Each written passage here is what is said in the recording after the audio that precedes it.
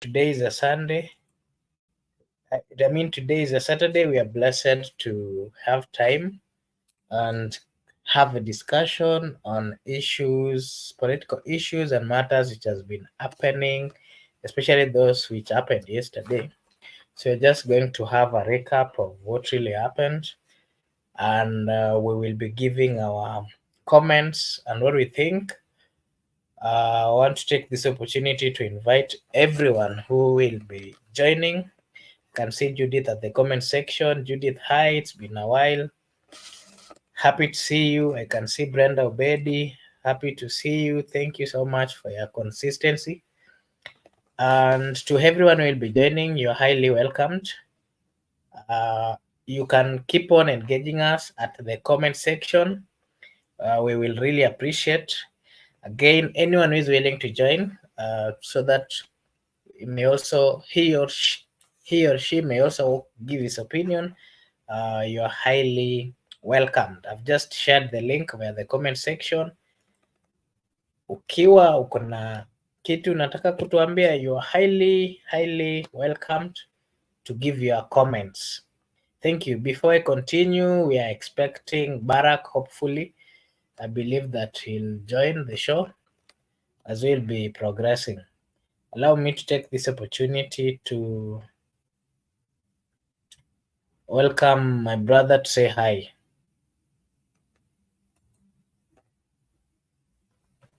Hello to our viewers. This is Brother Benson Media, where your opinion counts without fear of consequences. Karibuni sana Wakenya wenzangu, hata Wakenya wako ng'ambo, the diaspora. Thank you so much. I don't know whether I'm clear. I can see my machine here is telling me I don't have a very stable internet. Kindly confirm if you can hear me in the comment section. Allow me also to take this opportunity to welcome our brother Barack Ogada.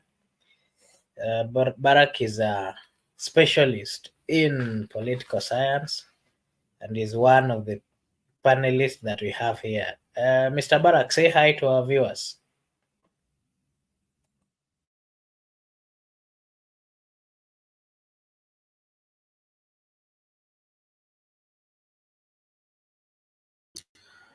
Hey, good evening, good morning, good afternoon, wherever you are.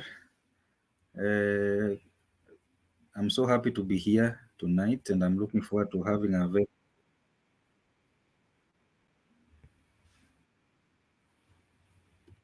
Can you hear me? Yes, we can. Kindly proceed.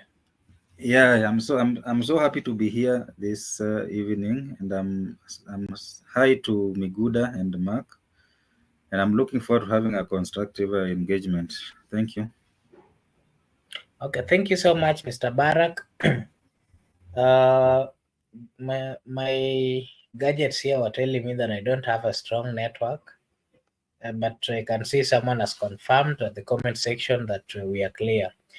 Yeah, so I just wanted us to have a discussion. The topic today is the heckling that some members of UDA, especially those in the Mount Kenya region, has been receiving when they go to meet the people.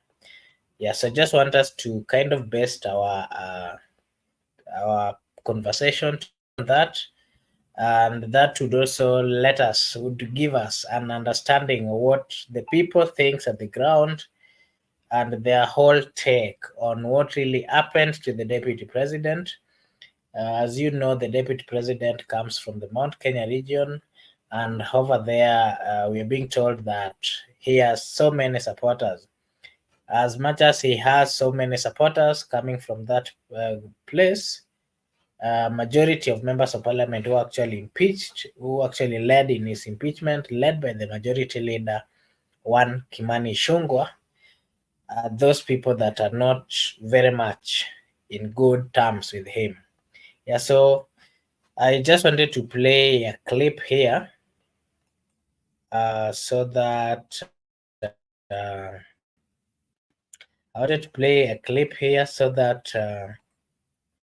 after that will condolence message from His Excellency William Ruto, President of the Republic of Kenya.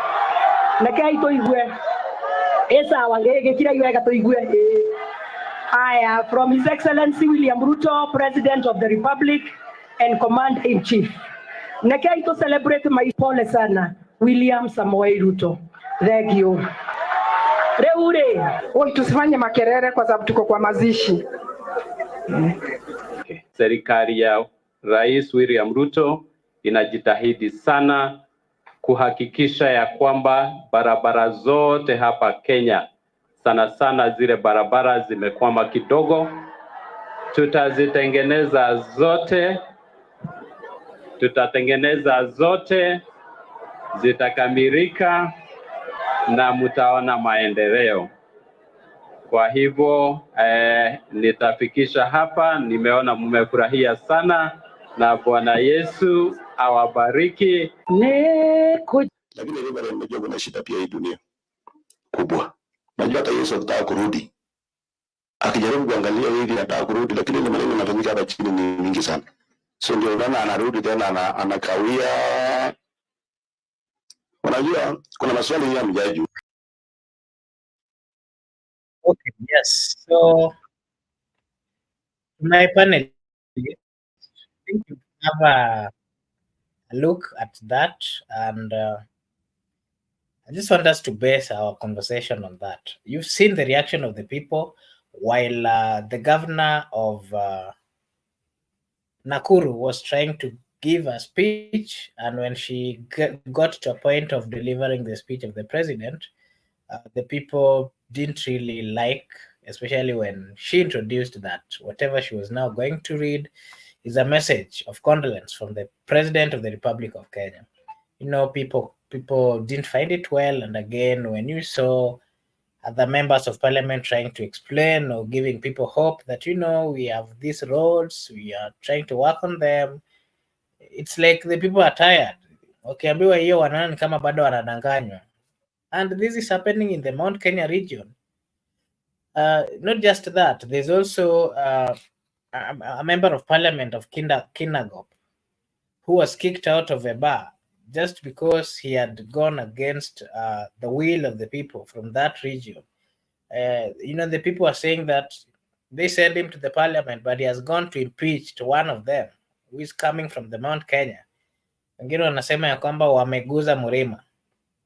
Yeah, so I just want you to give your opinion on what you've just watched.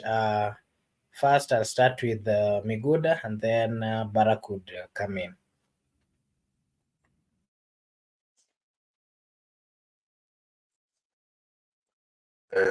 Makobura, if you can hear me clearly, I would like to begin by stating categorically that the people who voted for William Ruto in 2022, or the support base from Mount Kenya to be precise, it's high time they move on, or it's high time they live with the reality that indeed William Ruto has betrayed them. It's very high time, but you know, whatever they were doing, they were testing waters. They wanted to know how the people have received the current ongoing political dynamics in the country.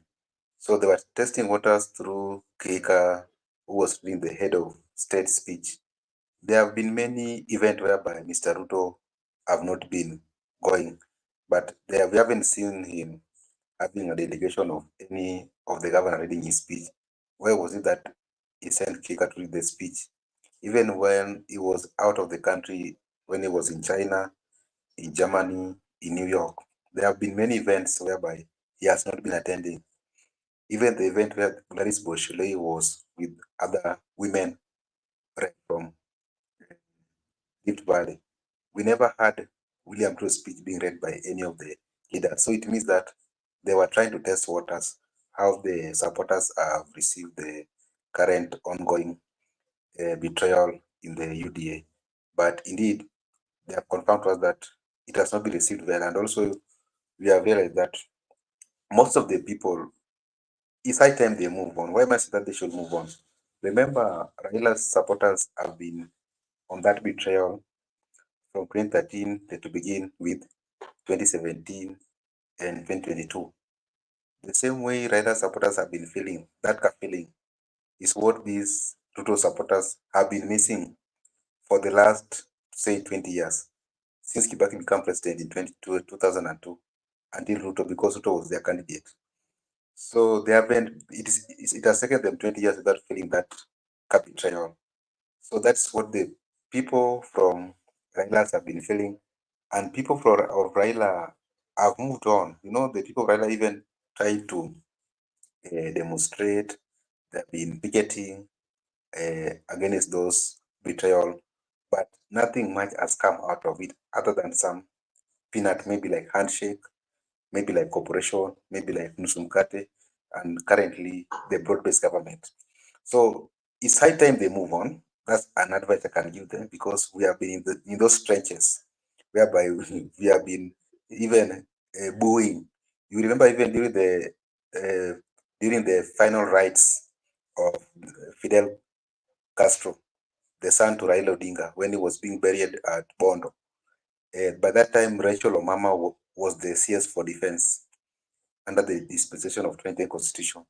And Rachel Omama was given an opportunity to address the monarchs, and he was reading the speech from head of state by then President Uhuru Kenyatta.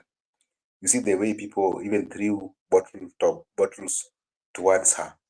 And it is Tuju who insisted that you must read that speech from the head of state, because they wanted to become a state barrier. So by the time Rachel Mamo received that unauthorized reception from the people of Nyanza, it means the people of Nyanza were bitter with the outcome of the presidential election. So the people of Nyanza has been in these trenches of betrayal, and the ground has not been good to Uhuru Kenyatta. Another example, when Uhuru Kenyatta went to Migori, by then Governor Bado was the governor for Migori County. They threw issues to Uhuru Kenyatta because they did not believe that Uhuru Kenyatta was the legitimate president because of the betrayal. So if you are receiving some people heckling Kihika, some members of parliament being chased away from the pub, it's the same thing that has happened in the country, and it's not new. So it means that the support base from any politician, once they felt that you betrayed them, you lose trust instantly. And this can confirm to us that now the people of Mount Kenya, they are done with William Ruto. Those are the signs they are trying to tell us. And you have seen people like this guy, Kanini Kega. They are trying to deviate themselves from the current political in the mountain by citing that with them, they are busy with the issue of Iala. They are doing the issue of Arusha, issue of East African community. But remember, before these things, he used to come to campaign, even during the previous holiday, national holiday at Bungoma. He was at Bungoma, and he was at Bungoma State Lodge. Why is it that today he's trying to deviate himself from the current political occurrence in the country?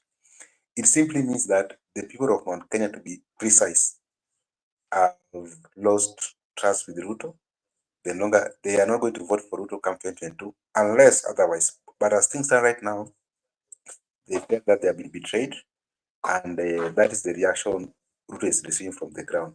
So where they are today, other people have been there before, and you know how that thing felt. You being one of the victims, as our host, you know how betrayal is something very painful. But my advice to people of Mount Kenya, that and they should just accept that that's how it works sometimes, and they should move on the way they have been loved. That you guys move on. Moving on, you should learn the art of saying goodbye. You don't need to stick to something. That's why I told brother Benson in a certain interview here that once you say to a lady, "I love you," the next minute think of saying goodbye, because that's how you can learn the art of saying goodbye. Anything can happen in between the marriage or in between the relationship. So you don't need to have that fixed mind that it must end well. So my good friends from the mountain, and I love them as our people from this country, because most of the time we are with them. So let us just accept the reality that we have been betrayed, and that is constant in politics. And let us just chart a new way going forward. Makbura, that should be my submission for now.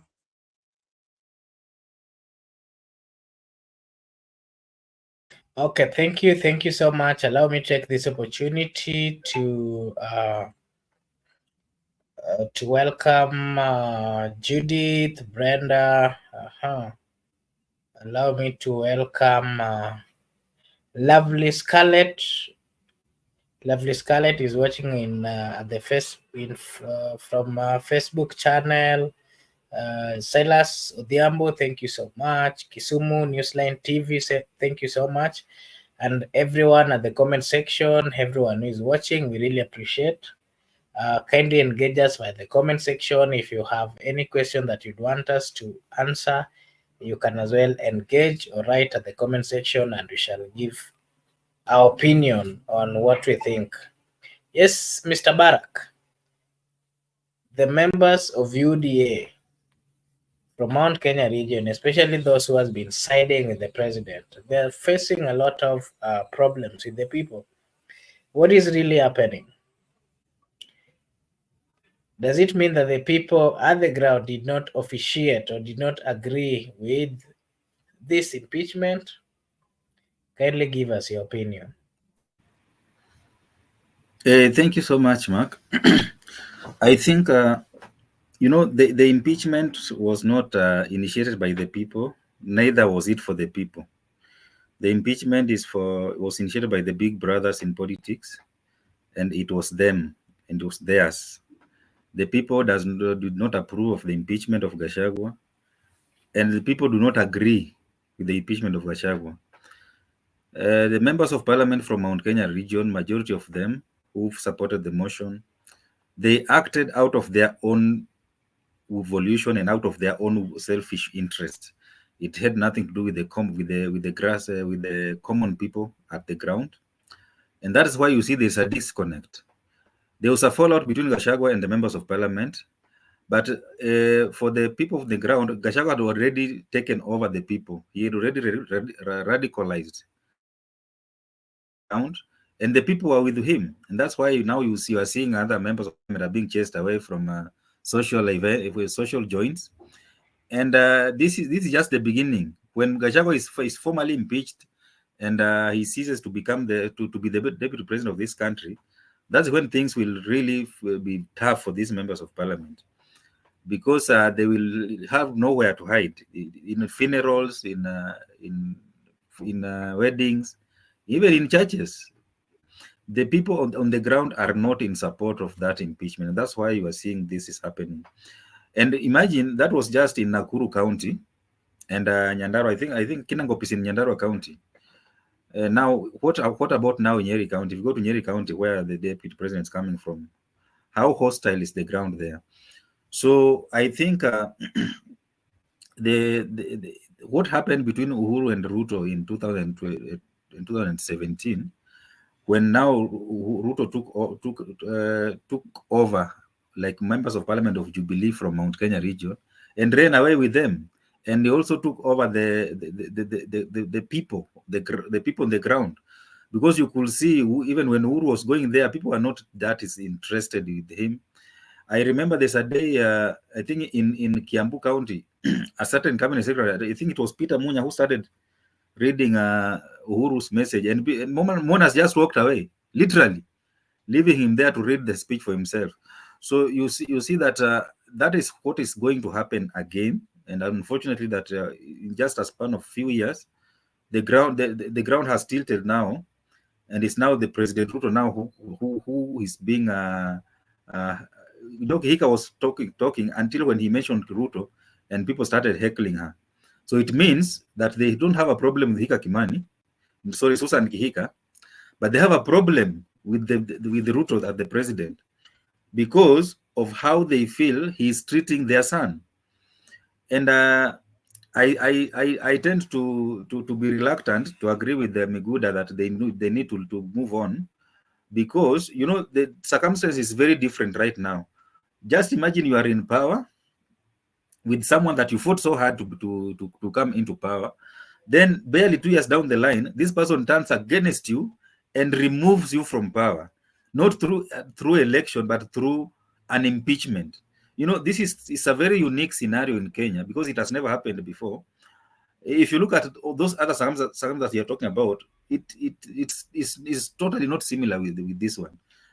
These people they fought together, they came in power together, and they were having a very romantic relationship together, uh, having all these kind of utterances like shareholding and everything, and all of a sudden, you barely 2 years down the line, you want to take away all this privilege that this guy has, and you want to reduce him to become a nobody politically, because once you are impeached successfully, politically you don't stand a chance at all for the rest of your life.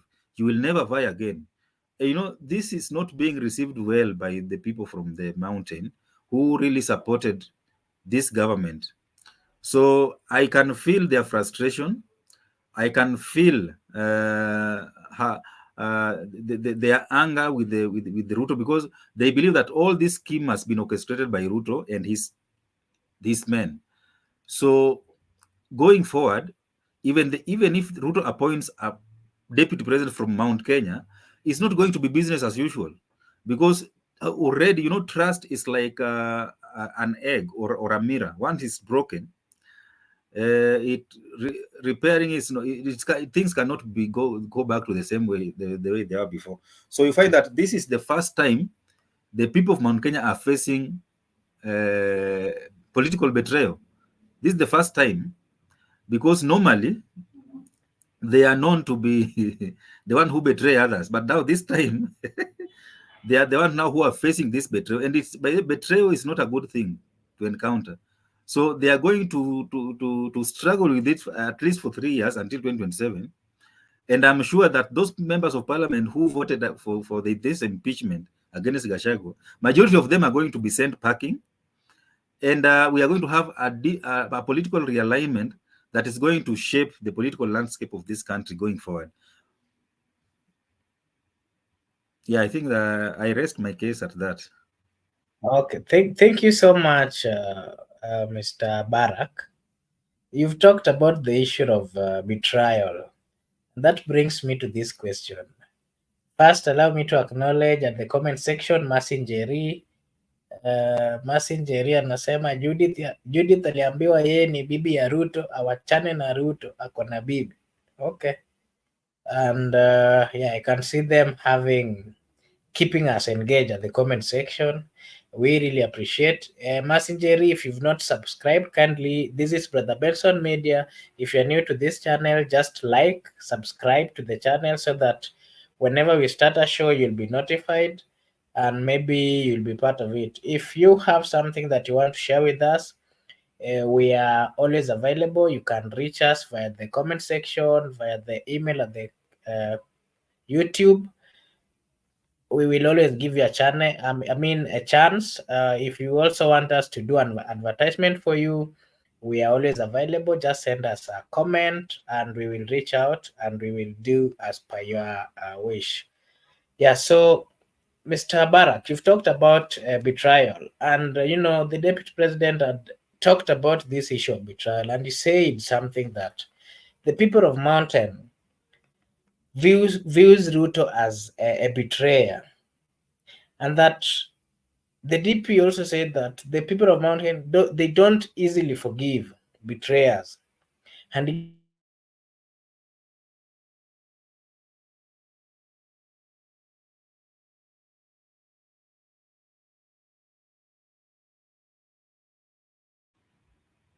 I can't hear you. I don't know if it's my network or your network.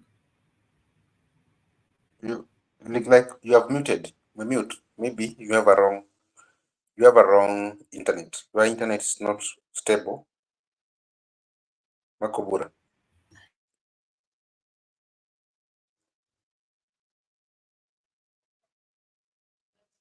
No, we can't hear you. I think your internet is unstable. I don't know why your internet is unstable.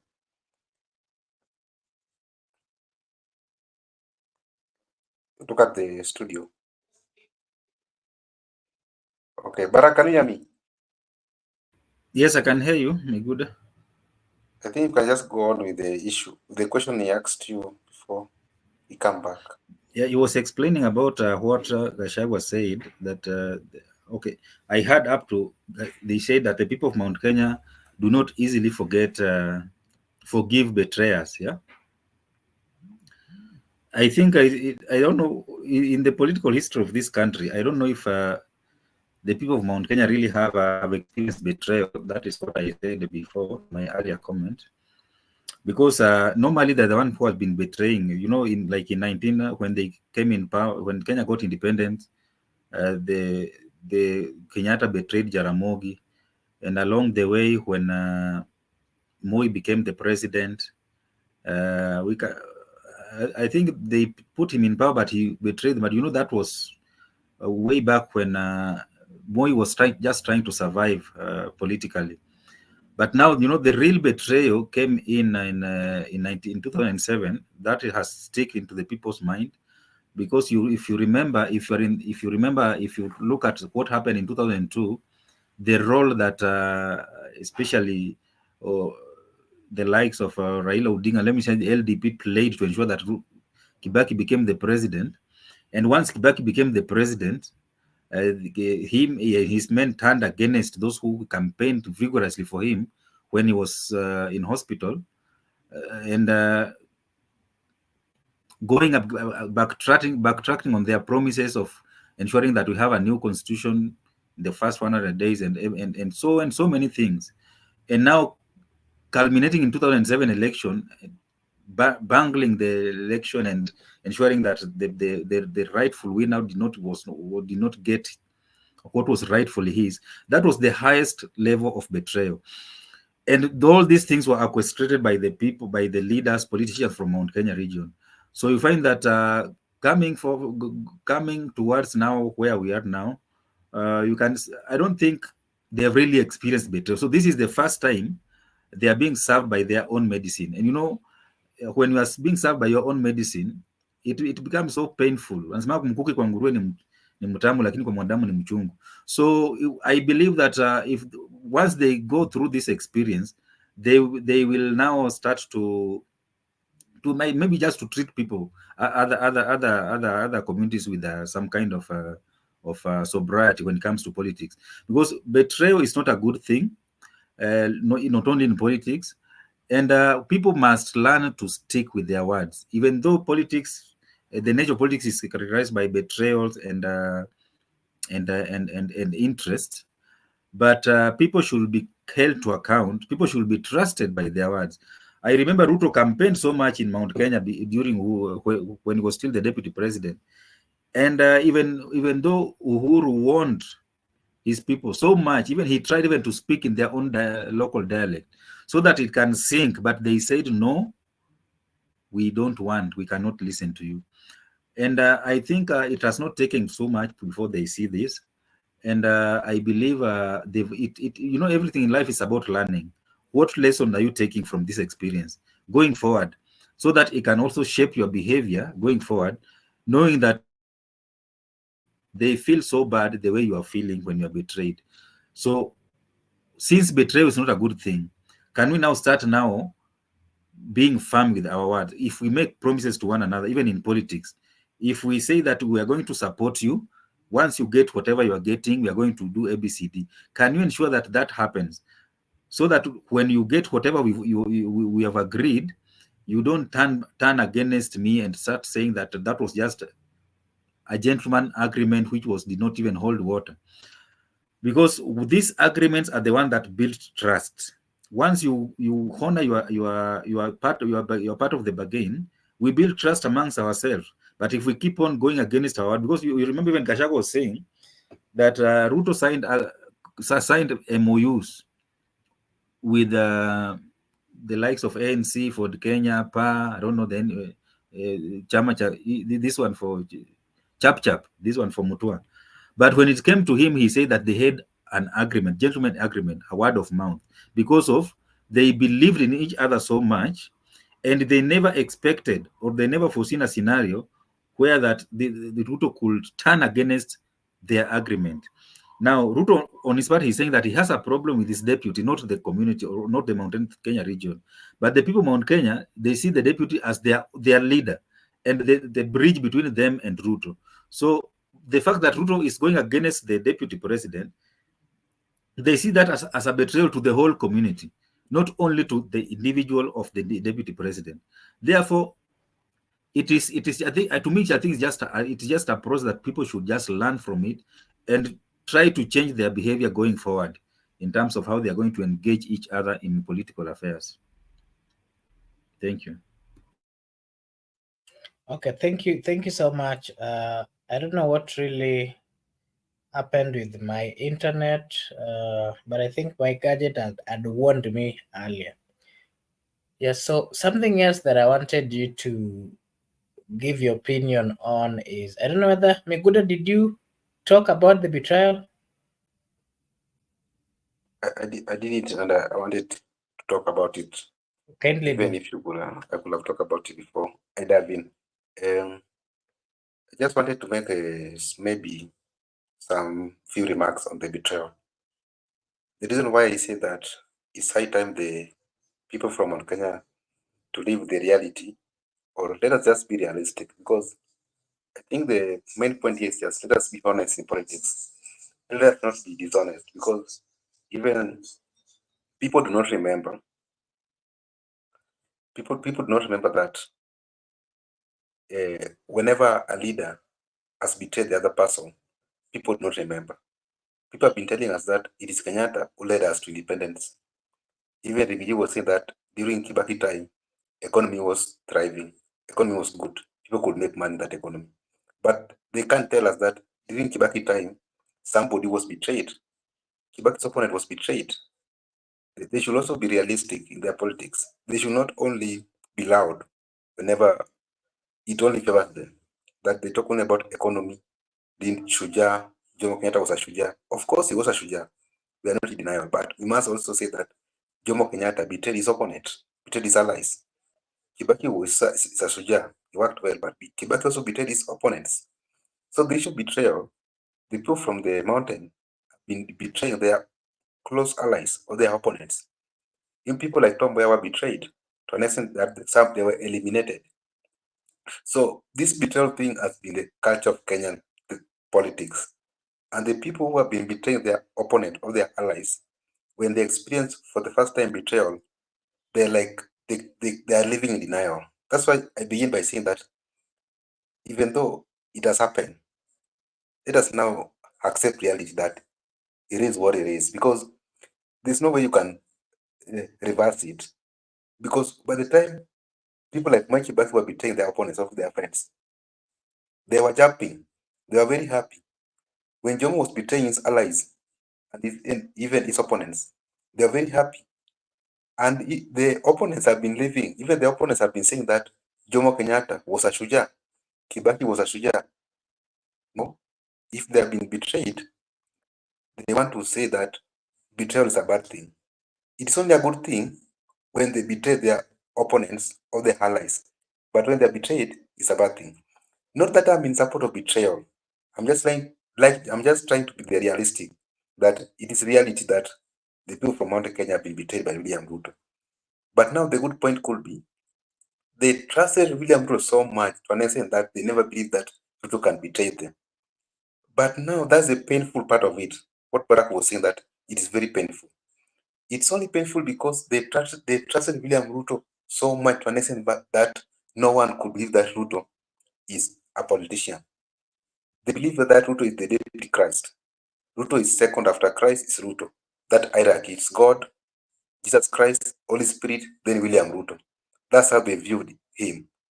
But now that God has betrayed them, because they believe that God can never betray anybody.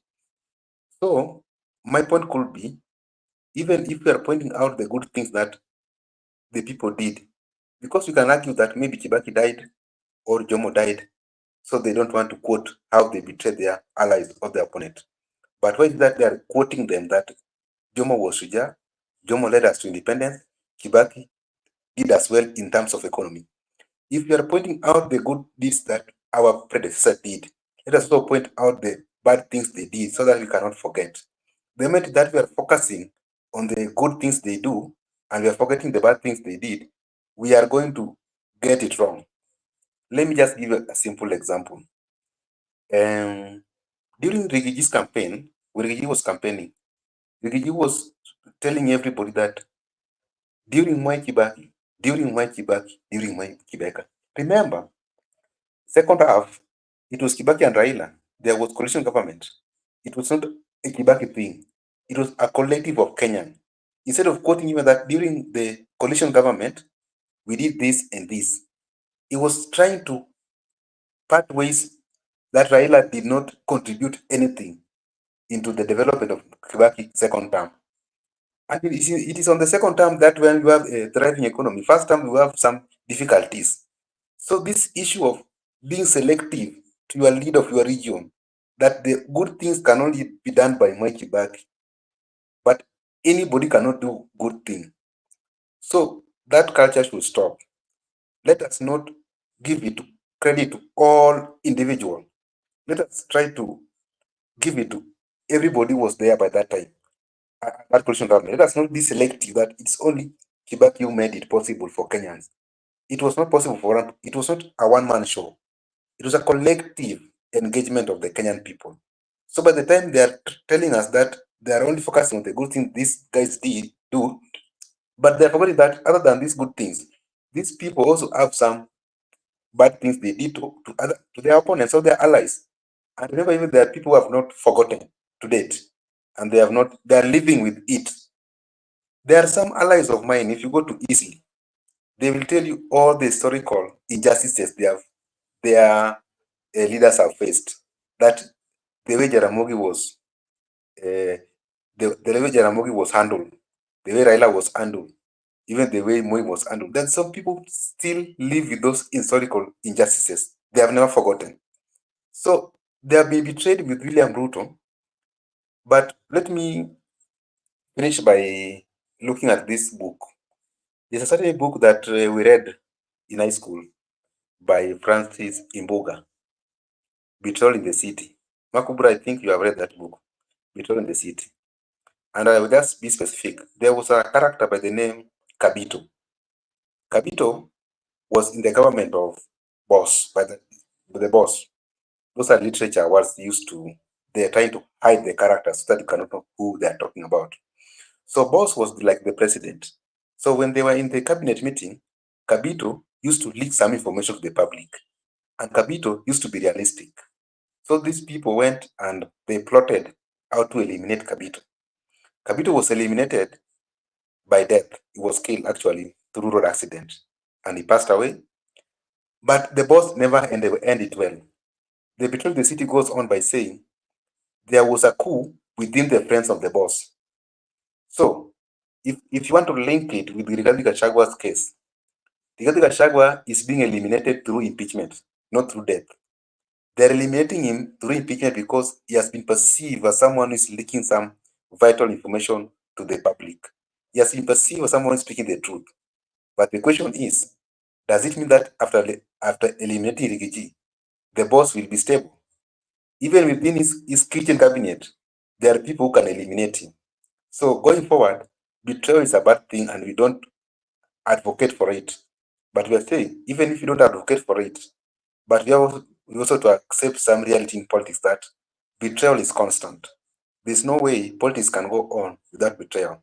That's why I say that it's high time our good friends, because we love them, let them just live the reality, because some of us are in that trench and we know how hard is it to accept it, but it will force you to live with it.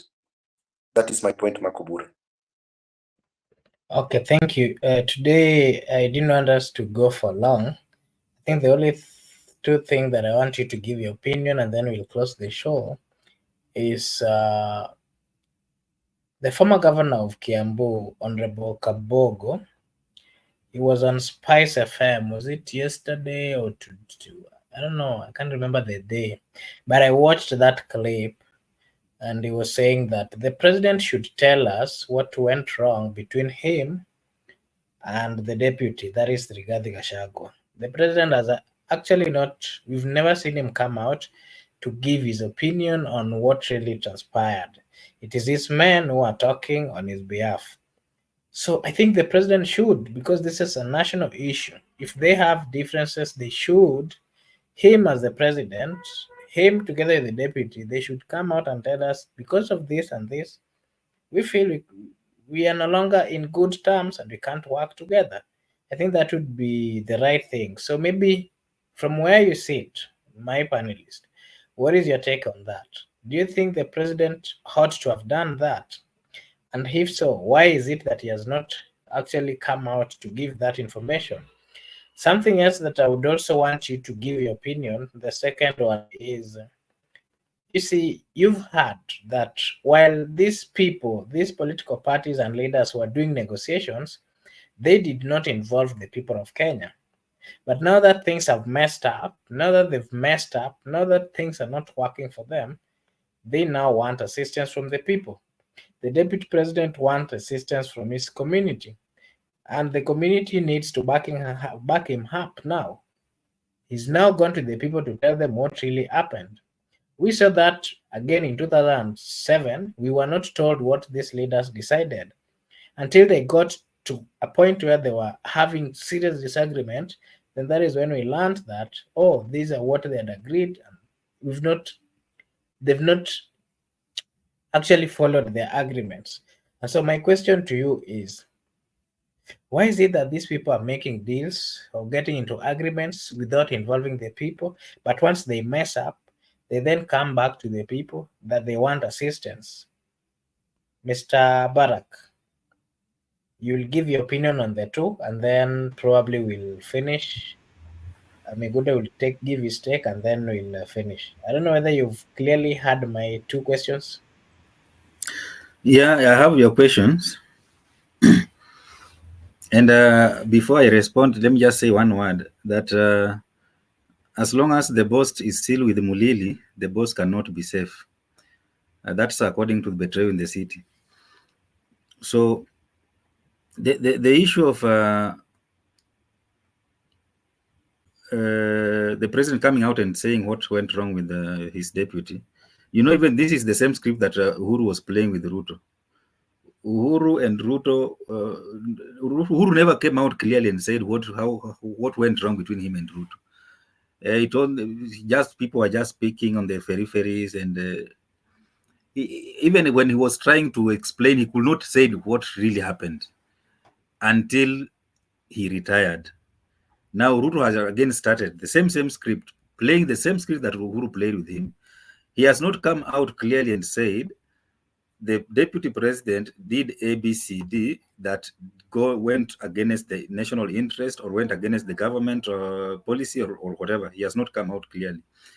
Their lieutenant are the one now exchanging words. It's a very bad thing. I don't know if what can we compare with this with, because these are the number one and number two topmost leaders in this country, and they are just treating Kenyans to theatrics and everything. They are not coming out clearly.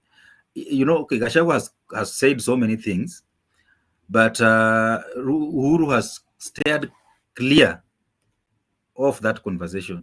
He has not said anything, and I wish he can invite media to the State House the way he did before, and just have a round table with media to discuss this, because this is a matter of national interest.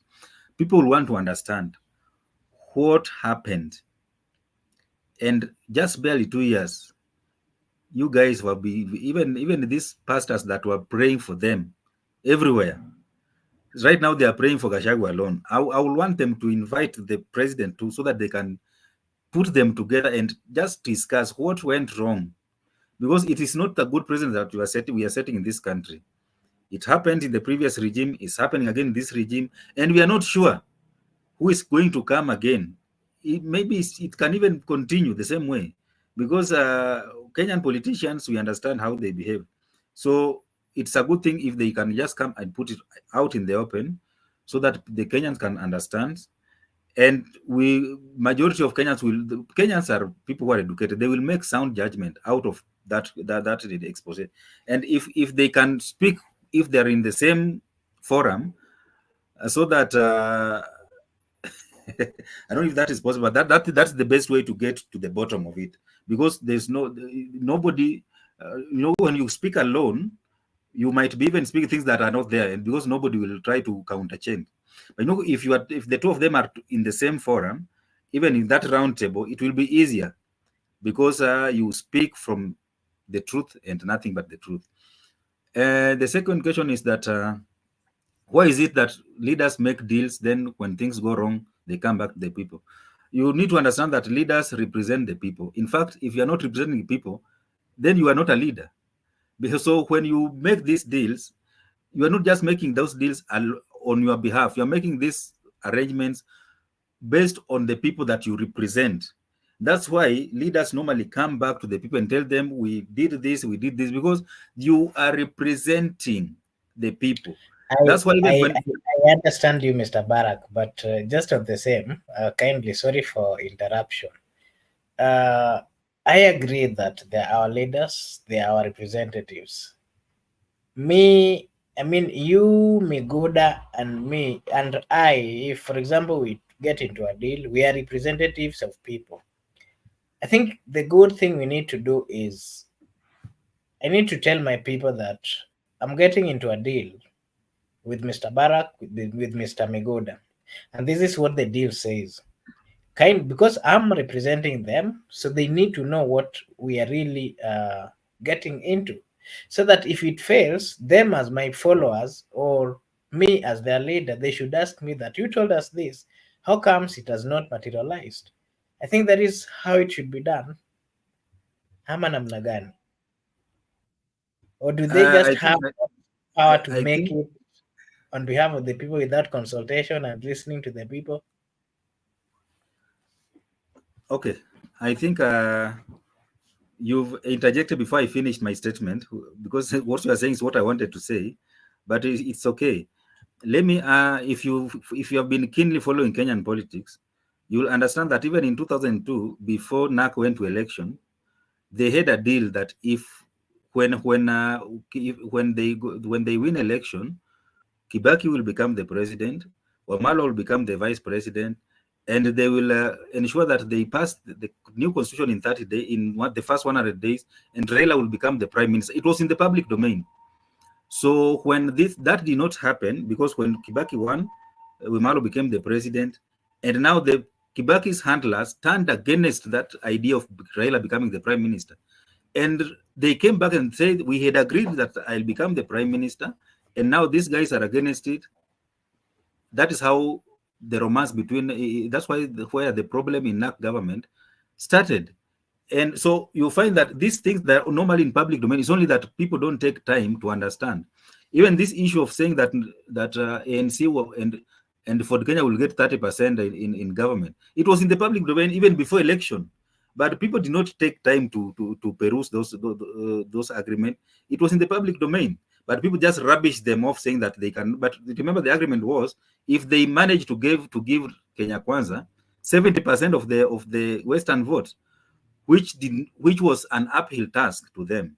So the challenge here is, do people really care to understand what this deal is all about?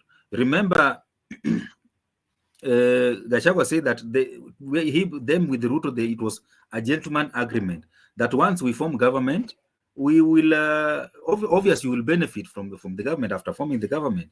But in terms of percentage, they did not come. They need to agree because it was based on goodwill, gentleman's agreement.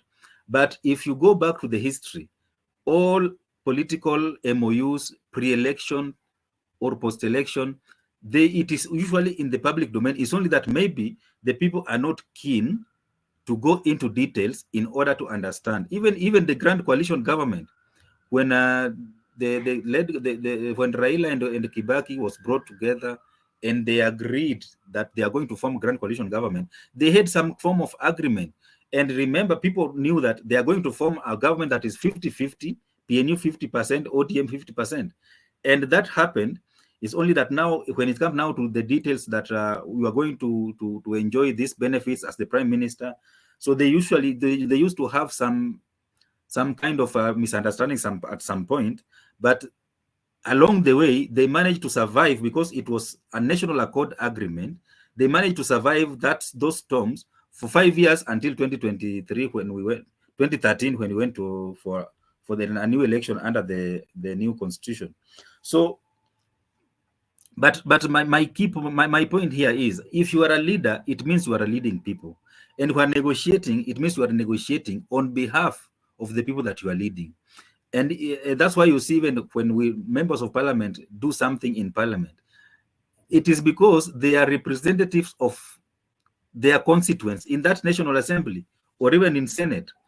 Therefore, even us as the people, once we choose the leaders for us, it is not always right to complain about whatever, because we have given that that mandate to go and represent us or to go and lead us in whatever forums they are going to represent us. So it's always also good to have faith in the people that you're representing you, so that whatever decision they are making, you also be part of it. And once they come back and tell you that we have agreed on this, can you also have interest to go and deep digger into those agreement or deals and understand what is there for you as a common person? Because most of the time common people are just forgotten in all of this push and pull between leaders, because normally interest comes first.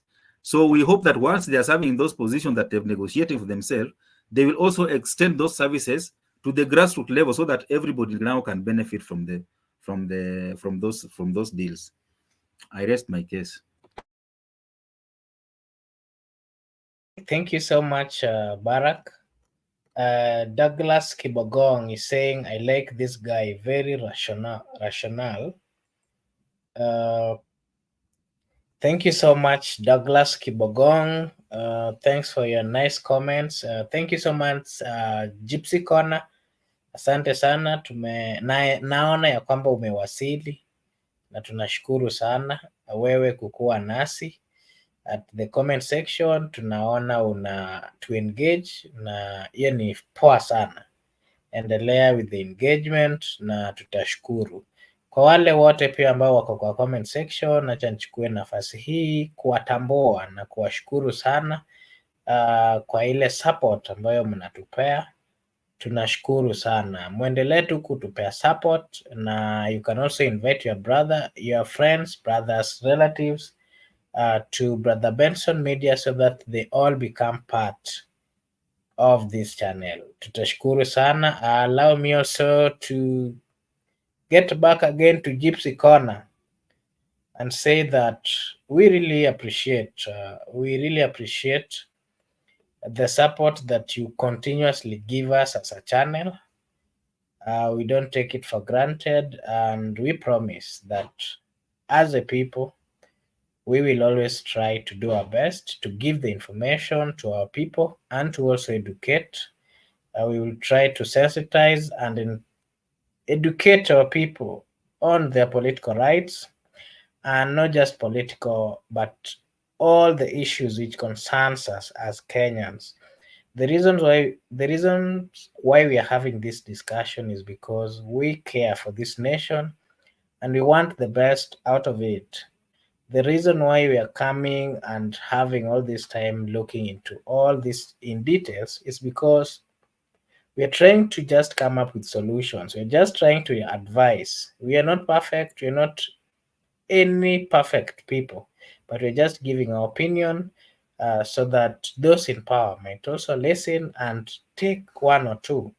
That is what we are doing. So if you're new, kindly like and subscribe. If maybe you want to be part of the panelist, you can always give us a comment at the comment section. Na tutakupea link, and you'll also be part of Brother Benson Media. Here we say your opinion counts.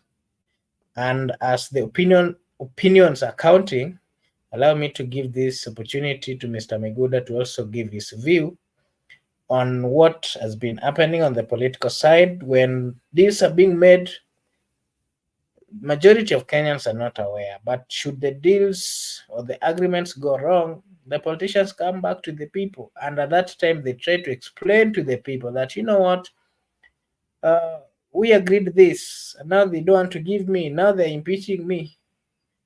I'd asked two questions. Mr. Megoda, kindly give us your view on the two. Thank you. Before I respond to the two questions, allow me to acknowledge that Barak has reminded me of Mulili. I was almost forgetting about Mulili. It was a very interesting short story. And to begin with your first question, I personally think, that's why I say I think, because it's not a perfect idea. I think that Mr. President William Ruto is not stupid. Even if he's stupid, maybe his advisors are not stupid. Because the issue of Rigiji is an issue of public interest and of national interest. And you cannot expect him to come and address that issue. Even that is his duty, he has to do so. But these advisors can advise him that, Mr. President, the question being asked by Kenyans is more of a trap. They want to trap you. Remember the story I gave here in the book of John, chapter 8, 1 to 11. Let me look at chapter 10 to 11. The scribes, the Pharisees, and the teachers of law asked Jesus Christ that our laws, all the laws of Moses, say that if a woman is caught in the act of adultery, like this one we have brought before you, our law says that she should be stoned. Anybody should be stoned. What do you say as now you are our Christ? They wanted to trap Jesus, that if Jesus said that, okay, go on and stone that woman, they will have accused him of condemning sinners and has given people authority to kill. And if he could have set her free in their presence, they could have said that, okay, he has allowed people to sin. So he has given people a green light to sin. So it was a more of a trap question. So Jesus goes ahead and said, he who has got no sin should cast the first stone. The whole of audience disappeared, and also even the class disappeared. So there remained two of them. Then the woman was like, if this person is the one who condemns sinners, now I'm going to be condemned. Then Jesus responded to her that, woman, where are they? Then she said, none is here. Then Jesus told her, neither do I condemn you. Go and sin no more. So Jesus, being a master, he was being called Rabbi or master or teacher. He knew how to respond to such trap question.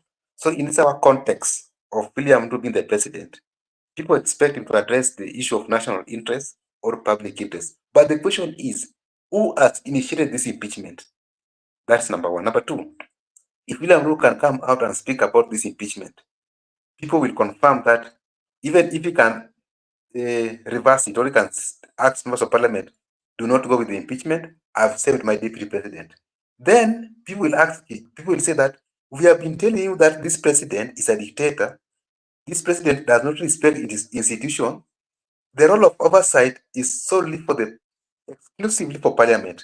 If we can stop impeachment of Rigiji, it means that this president is interfering in the independence of parliament. So it's a trap question. If he say that he has given the green light, they will say that, okay, it is true that all the bills which has been brought in parliament, it is him who has been given this direction. So he want to deviate himself from this trap question.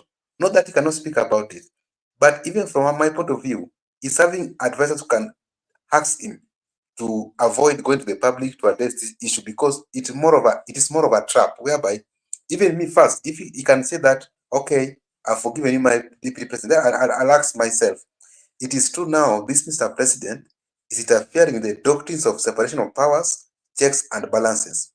I know the doctrines of separation of powers, checks and balances is envisaged in the Constitution. So it means even him is violating the Constitution. And right now he wants to deviate himself that it is only the VG which violates the Constitution. So I think if Mr. President can take an action to speak about this issue, there will be the rise of opposition will come out. That's what he's trying to avoid. Not that he cannot speak about it, not that he should not speak about it. If he will speak about it, he can speak about it. But in this context, is whereby he's being advised what to do and not what to do. So there are some trap questions that you can avoid so that you cannot get into that trap. That's one. Number two, the issue of why is it that our leaders do get back to their people? Not only even when they are caught in corruption, they go back to the people that our leader, our person, why Kisis, why Luos, why Turkana, why Kalenjins, why Kikuyus, why Kambas. This is a culture in this country. It did not start today. It was there even during the after colonial period. Even the reason why Raila was not charged with crimes against humanity in ICC is because Raila asked the people. So there's no way you are going to charge him and he asked the people. Raila was incorporated into handshake with Uhuru Kenyatta because of the people. He command a large mass, a large following people. So you must incorporate him. Right now, William Ruto has integrated him in what is called broad-based government because of the people. You see the way. So if you are a leader and you have identified yourself with the people, and you have a mass following from your region, people must fight. People must fight back for you.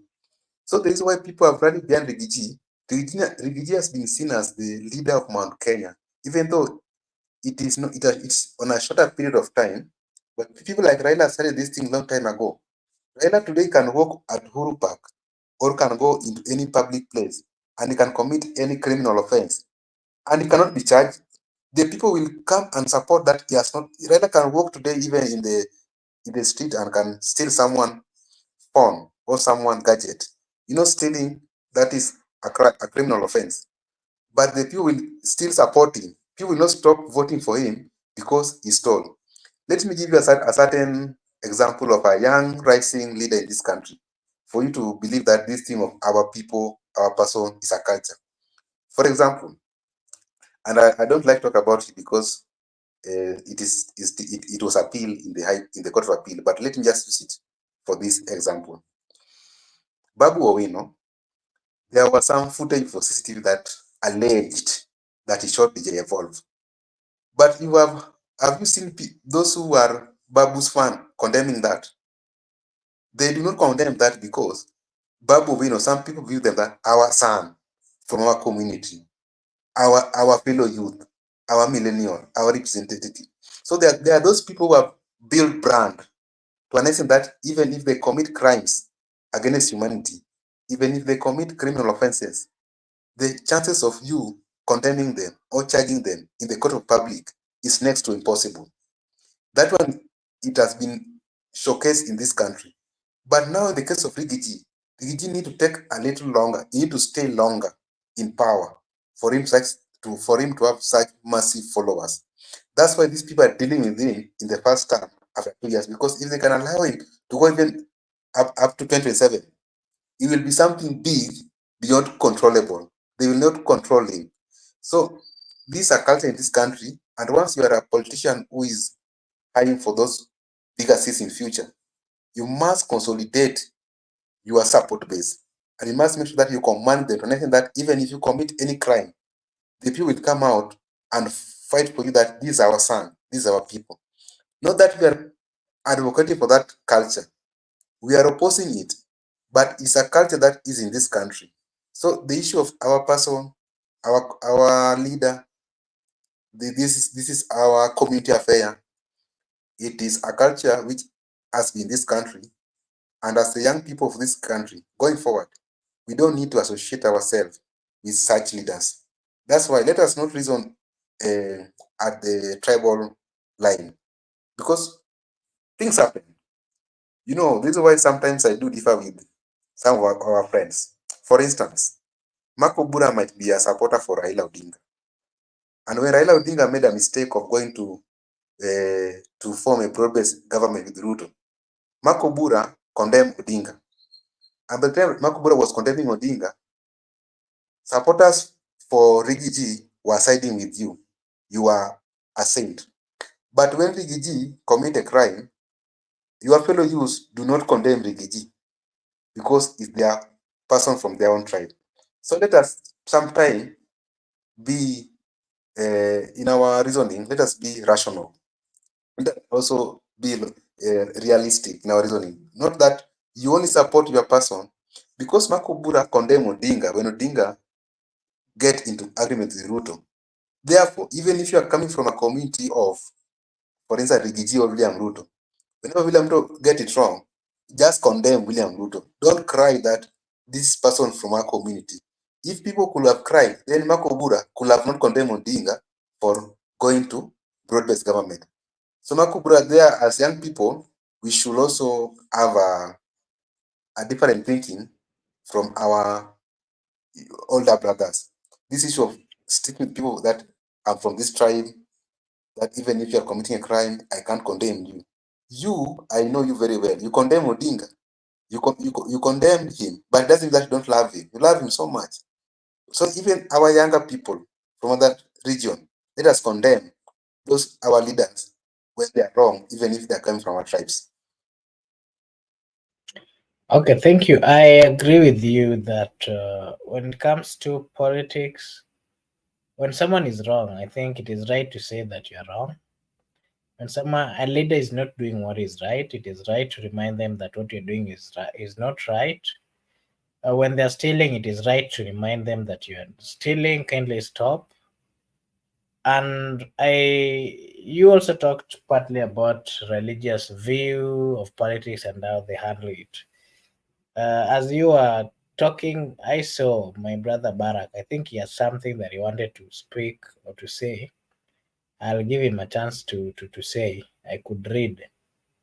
You know, I'm a psychologist. I saw that he had something that he wanted to say.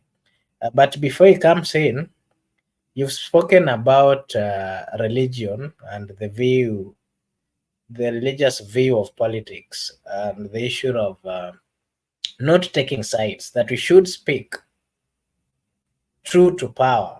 If someone is, kama mtu anaiba, tumwambia anaiba na ache.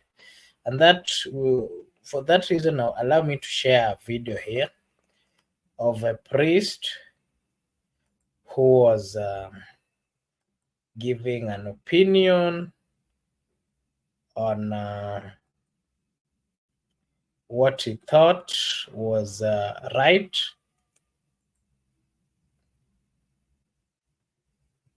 Yeah, I don't know. Quit stealing. Instead, use your hands for good hard work and then give generously to others in need. This verse is for the thieves, especially those who are in the thieves who are with us in this mass, na wezi wenye wanatufuata kwa mtandao. Wezi mmesikia? Hapa kunao. Unaniangalia aje suspiciously. Ephesians 4:28. Nataka nisome tena ili wezi msikie. If you are a thief, quit stealing. Instead, use your hands for good hard work and then give generously to others in need. This verse is for the thieves, especially those who are in the thieves who are with us in this mass, na wezi wenye wanatufuata kwa mtandao. Wezi mmesikia? Hapa kunao. Mr. Barak, you've heard the priest here categorically. He's not actually trying to afichi kitu. He's saying that the thieves with us here.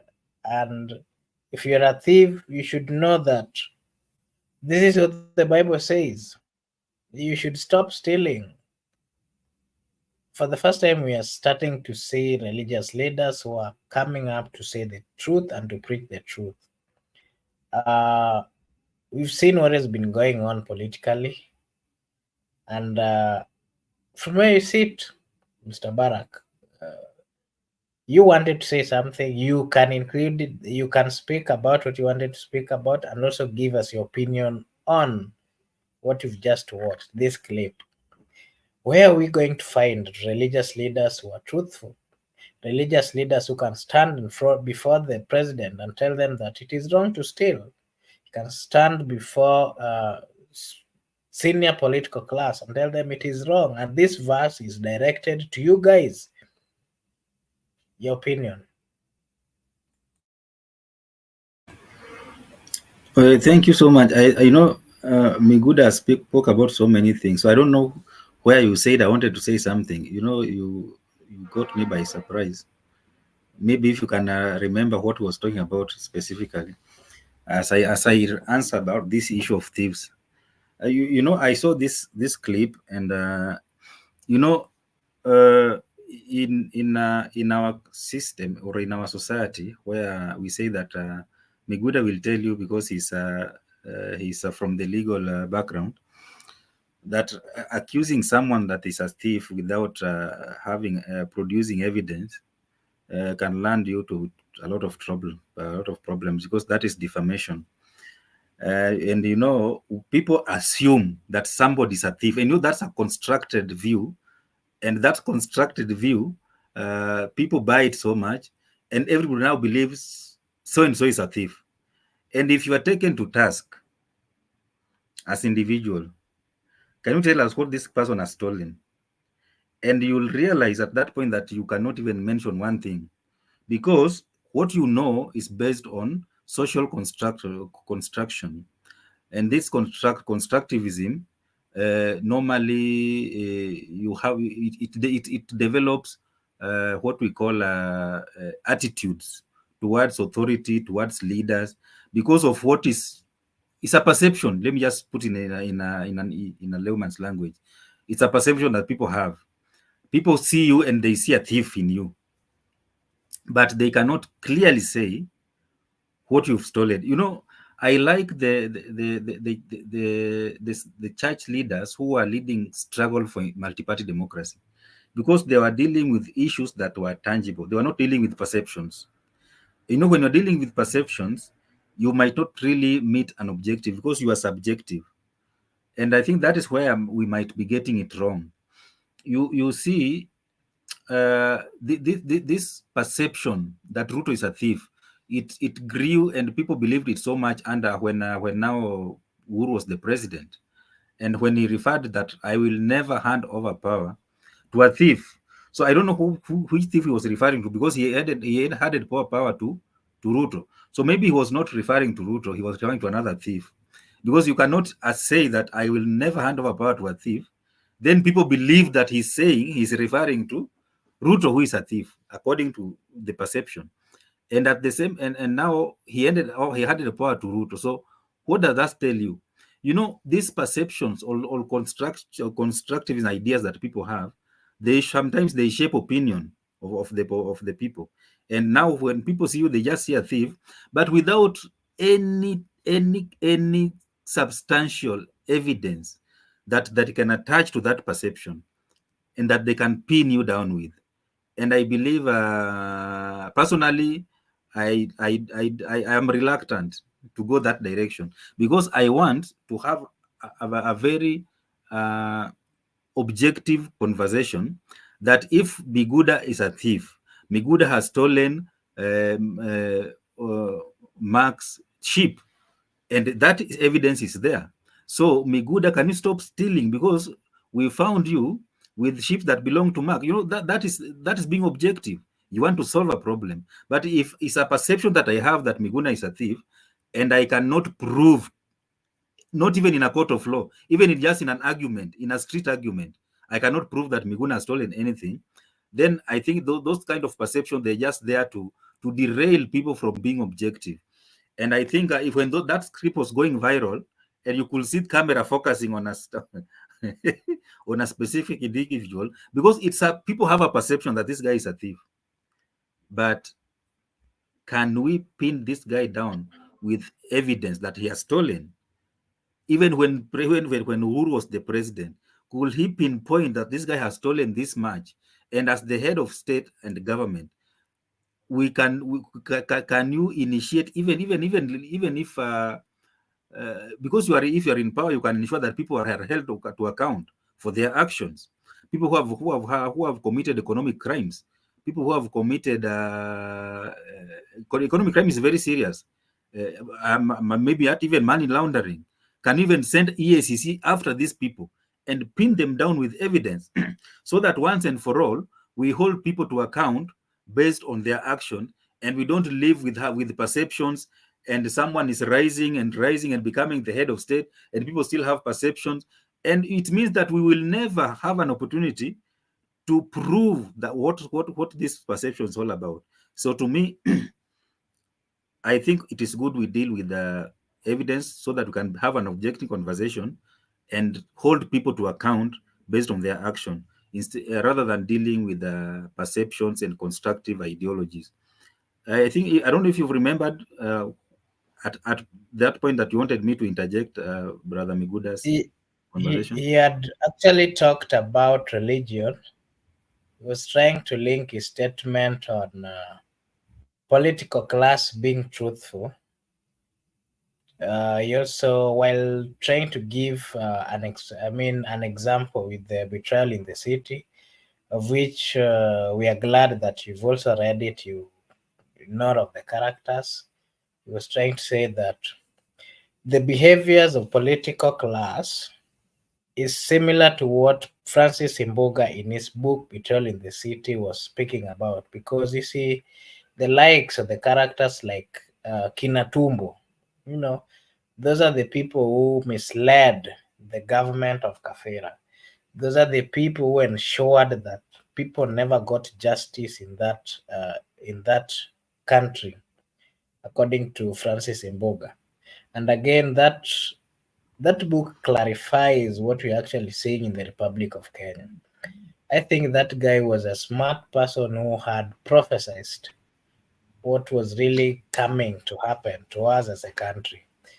So what we need, even gave solutions to it. What we need is simply getting rid of this political class, a group of people who are not interested in the affairs of the normal wananchi. That way, hopefully, we will get out of what we are actually going through as a people. Before we proceed, allow me to acknowledge the presence of Maslin Mwangi. Tunashukuru sana ya kwamba umejoin na ukakuwa nasi. Tunashukuru sana, tunakuomba uendelee kukuwa nasi wakati wowote tumekuja kwa studio tukiwa na mambo ya kusema. Mr. Miguda, you can give us your take on what I'd asked, and then probably we will finish the show. Oh, just a minute, I finish up with that issue you said about Betrayal in the City. I think this character called Mulili, I don't. If you've read the book, you could see that we have the same character in this current government that is playing that part of Mulili. And you know that such characters are always very dangerous, because they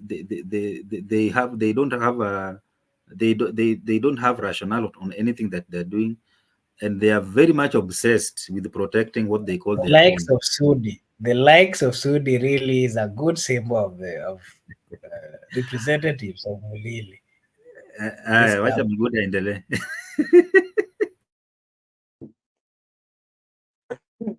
Makobura, I like the way Barack was trying to bring it out. He was trying to hide for the audience, but you have exposed. No. You know, up to this point we've reached, we don't need to hide anything. We just call spade a spade. I understand, but you know what? From a good scholar, if you want to fight, even if you read the books, you must. There are things that you have, even in your speech, there are things you must let other people to think for themselves. Like, you know, you don't speak for only layman's. You speak for all sort of men. So you need to do some. You let your audience also to find research. Don't give them everything. Anyway, well. that's academic. That's academics. But yeah, even if you're a pastor in church, you don't need to expose everything. So to respond to the issue of the religious leader in that scenario, I was having two perspectives. Number one, what if that is an AI generated clip? Because right now you cannot substantiate that is what happened if you are not there. Maybe it was an AI generated clip because the world has changed. Number two, the fact that the pastor talked about stealing doesn't mean that he was referring to Mr. William Ruto, because as I know that if you have a sermon, maybe you know that we are going to host government official in our church, you must prepare a sermon prior. You don't prepare a sermon instant of the pulpit. Maybe during this time when he was preparing the sermon, he was briefed that we are going to have government officials. Then okay, in our government of Kenya, we are suffering from tribalism, corruption, such like things. Okay, let me prepare someone on the corruption. So the target person was not William Ruto. Maybe it was targeting the government of that. Let me point out the corruption in this government of William Ruto, because this government is having too much corruption, tribalism. So it is that it picked that issue that let me point out. He was pointing out the corruption in government. He was not referring to anybody. And look at what he was trying. He was using Bible. So in the Bible, there's one of the 10 commandments: do not steal. It doesn't mean that if I say that do not steal, it means that we are stealing. He was using that command, that law, to point out the wrongdoings in the government. What if he was pointing out tribalism? So the camera could have pointed at Rigathi Gachagua. What if he was pointing out conmanship? The camera could have pointed at Raila Odinga. It doesn't mean that he was referring to William Ruto. That was someone which he prepared earlier before, and he wanted to point out the corruption in the government. So in my own view, that if at all it is a real claim, he was pointing out the corruption in the government. But the corruption doesn't mean that he was referring to William Ruto. And look at even the facial expression. He was very specific on pointing out, on referring to the Bible, that he was specifically pointing out that God does not allow stealing, or stealing is in contrary to the provisions of the God's law. So before arriving at the point that he was referring to William Ruto, or because the video was going viral on the X space, doesn't substantiate that that statement is true, unless it can be proved before a competent court. So my point could be that the pastor was simply trying to point out corruption in the government of Kenya. Vis-a-vis, he could have even pointed out tribalism. So the camera could have pointed at someone, you know. Also, he could have pointed out conmanship. Or next Sunday, he might point out betrayal. So he was trying to point out that act of corruption, but he was not referring to the audience who was sitting there. Because every day, even at church, why is that this one is special? Even as we go to church every Saturday, we are being told that do not commit adultery, do not steal, do not worship other God before me. And we don't have cameras in our church. So that means that all of us are worshiping other God before God, or all of us are committing adultery, or all of us are stealing. That was just a sermon. Let us take that to a sermon, and someone it can be preached to any audience. Let us not be prescriptive about William Ruto, that someone was directed to him. Okay. Thank you very well. Thank you so much for your contribution. Thank you so much, Mr. Barak, for coming to be with us. We really appreciate. Thank you everyone at the comment section. Tunashukuru sana. We value your time that you've spent with us. Those of you who have consistently engaged us via the comment section, we really appreciate. You keep us moving. We don't take it for granted. Allow me now to give this opportunity to my panelists to say last words to our viewers, and then we'll close the show. Barak. Kama kawaida langu ni kuwashukuru wote ambao wamekuwa pamoja nasi kutoka mwanzo hadi mwisho, na kuwatakia wakati mwema kila mlipo, na kushukuru pia wenzangu hapa Miguda na Mark, na tunatumaini ya kwamba tutakuwa pamoja tena siku ya kesho.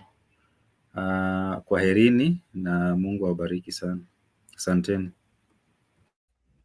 Asante sana ndugu yangu Barak, kwa vile ushapandisha, you've raised the bar, sasa itabidi pia mimi nipandishe ndiposa nisiwaangushe nyinyi kama panelist. Sasa Miguda, pia wewe ni nafasi yako, utaongelesha watu wetu kidogo, alafu nitafunga sasa.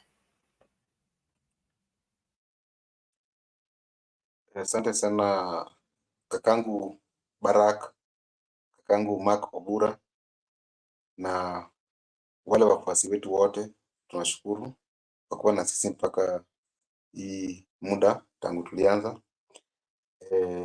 Tuzidi tu kushirikiana, kusaidiana ili tujenge taifa letu, juu ni sisi ndio viongozi wa kesho ama wa sasa. Juu alisema kesho haifiki, sasa sisi ni viongozi wa sasa. Sasa tumeanza vizuri, tuendelee tukai mwendo. Na ningependa kusema ya kwamba hapa hii studio ni yetu sisi kama Wakenya. Kama kuna maoni tofauti na sisi, umekubalia, unaweza andika hapo, ama vile vile pia unaweza ingia na ushirikiane na sisi uzungumuze sasa, tupate hiyo maoni yako tofauti. Ningependa kusema kwa lugha ya kimombo ya kwamba your opinion counts, provided that you do not incite anyone to violence, you do not spread any hatred, and also you do not propaganda for any war. You can speak anything. You are fully protected. Thank you. See you next time. Unajua umeniangusha kidogo. Unajua wewe ndio bingwa wa Kiswahili hapa kwetu, na kwa vile ulifaa kufanya ni kutranslate your voice counts. Ukitranslate to Kiswahili inakuja ya kwamba maoni yako yanahesabiwa.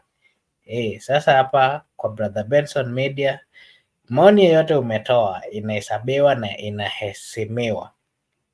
We respect your comment, we respect your opinion, and we value it. And that's why we are saying, if you have a different opinion or you have something that you want to share, we always share the link by the comment section. You just click on the link and it will direct you to the channel. On behalf of Brother Benson Media, I want to take this opportunity to appreciate each one of you. Those of you who have been commenting, those of you who have been on the watch section, we really appreciate. We appreciate the fact that as a channel we are growing and we are almost getting to where we are headed, na bado tutahitaji your consistent support. So far tunashukuru, and we are requesting you to kindly invite your friends and anyone so that they become a part and parcel of Brother Benson Media. Again, I want to take this opportunity to remind those of you who do business that we can as well do for you an advertisement here. If you are a member if you are a consistent member, of course, we'll do the advertisement for free. And if you have something that you want us to advertise, just reach out at the comment section. We shall do it for you. Those of you who are in the music industry, comedy industry, we can as well. If you have something that you want to share with us, we will give you a platform. You will share with us what you are doing, and we will advertise you to the world. Na kwa hayo yote, acha nichukue hii fursa tena ku acknowledge Gypsy Corner. Asante sana. You've been supporting us. We really appreciate. Allow me now to take this opportunity to wish you all a blessed evening, a blessed morning, a blessed day. Until tomorrow, thank you and bye-bye.